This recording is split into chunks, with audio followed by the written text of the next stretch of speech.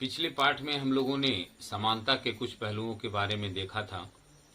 आज हम लोग देखते हैं अन्य प्रकार की असमानताएं क्या क्या हैं।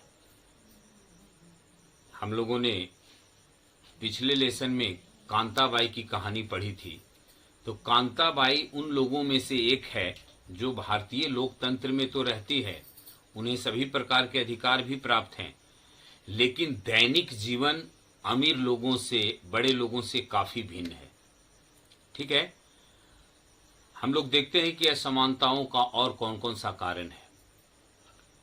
तो भारत में सबसे बड़ा कारण असमानता का है जातिगत व्यवस्था। अगर आप ग्रामीण क्षेत्रों में रहते हैं तो इन जातिगत व्यवस्थाओं से आप बहुत कम उम्र में ही परिचित हो जाते हैं। बहुत कम उम्र में ही पेरेंट्स बता देते हैं अपने बच्चे को कि हम बड़े जाति के हैं, वो नीचे जाति का है, उससे छुआना नहीं है, उससे नहीं सटना है। ठीक है। और अगर शहरी क्षेत्र में रहते हैं तो लोग ज्यादातर जात पात में विश्वास नहीं करते। आइए पहली कहानी हम लोग देखते हैं स्कूल जाने वाले एक दलित बच्चे का। दलित का ऐसा शाब्दिक अर्थ है जो निचली कहे जाने वाली जाति के लोग स्वयं को संबोधित करने के लिए प्रयोग में लाते हैं। दलित का अर्थ होता है कुचला हुआ, टूटा हुआ, दबा हुआ। ठीक है। और दलित लोग इस शब्द का प्रयोग करके यह संकेत करते हैं कि पहले से ही वह बहुत टूटे हुए हैं, दबे हुए हैं, कुचले हुए हैं। ठीक है। उनके साथ पहले से ही बहुत भेदभाव होता था और आज भी हो रहा है।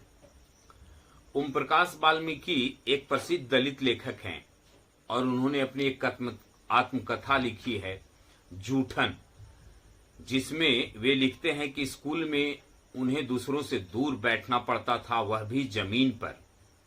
अपने बैठने की जगह आते आते चटाई छोटी पड़ जाती थी।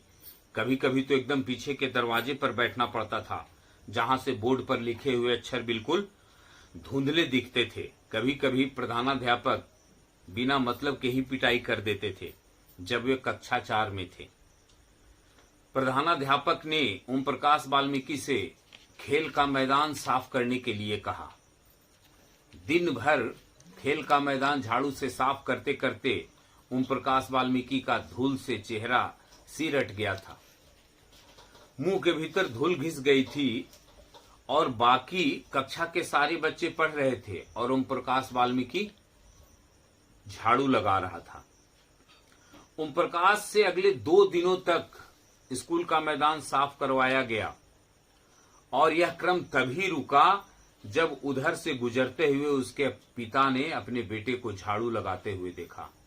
उन्होंने शिक्षकों का साहस पूर्वक सामना किया और ओम प्रकाश का हाथ पकड़कर स्कूल से बाहर ले जाते हुए ऊंचे स्वर में कहा कि इसलिए जा रहा हूं, आप मास्टर हैं इसलिए जा रहा हूं, पर याद रखिए मास्टर, यो यही पढ़ेगा और यही नहीं, इसके बाद और भी आवेंगे पढ़न को, और लोग भी आएंगे पढ़न को। ऐसा मत सोचिए कि दलित लोग नहीं पढ़ पाएंगे। ठीक है।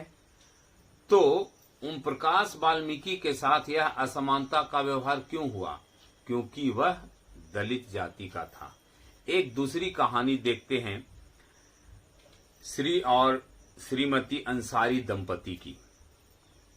उनके पास पैसे की कमी नहीं है। शहर में वे नए नए आए हैं और वे किराए पर मकान लेना चाहते हैं। वे एक प्रॉपर्टी डीलर के पास जाते हैं और प्रॉपर्टी डीलर उनसे कहता है कि हाँ, मैं बहुत सारे ऐसे मकानों को जानता हूं, आपको किराए पर दिला सकता हूं। वह एक मकान देखने के लिए जाते हैं। वह मकान श्री और श्रीमती अंसारी को बहुत पसंद आता है, लेकिन सब कुछ तय होने के बाद अंत में मकान मालकिन जब पूछती है कि आपका नाम क्या है, तो उन्होंने बताया कि श्री और श्रीमती अंसारी। तो इसके बाद मकान मालकिन उनसे बहाना कर देती है कि मैं मकान ऐसे व्यक्ति को नहीं दे सकता। ठीक है। यहाँ पे इस अपार्टमेंट में जितने लोग रहते हैं सभी वेजिटेरियन हैं, नॉन वेजिटेरियन इसमें से कोई नहीं है, मांसाहारी कोई नहीं है। जबकि प्रॉपर्टी डीलर और श्री और श्रीमती अंसारी दोनों यह बताते हैं कि बगल से मछली पकने की गंध भी आ रही थी। ठीक है। तो हम लोग इस कहानी से यह समझ पाएं कि श्री और श्रीमती अंसारी के साथ और ओम प्रकाश वाल्मीकि के साथ ऐसा व्यवहार क्यों हुआ, जातिगत और धर्मगत कारणों से हुआ।